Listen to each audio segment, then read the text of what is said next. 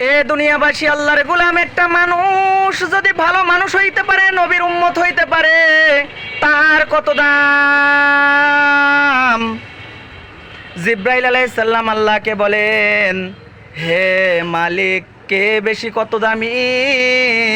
তখন জিব্রাইলকে আল্লাহ পাক বলেন, যাও আবু বকর নামের এক দুনিয়ার আমার নবীর উম্মতের কাছে যাও।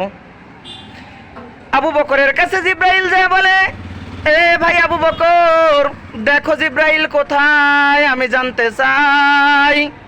তখন আবু বকর চোখ দুইটা বন্ধ করে কিছুক্ষণের জন্য সময় নেয়, নিয়ে বলে, এই সৃষ্টি জগতের সকল কুল কায়নাত আমি খুঁজলাম, আমি জিব্রাইলকে কোথাও পাইলাম না।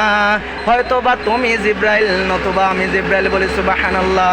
একটা মানুষ যদি নবীর উম্মত হয়, তার যদি পাওয়ার এত বড়ই হয়ে যায় রে দুনিয়ার মানুষ, আপনি আমি আল্লাহর গোলাম নবীর উম্মত হব ইনশাআল্লাহ।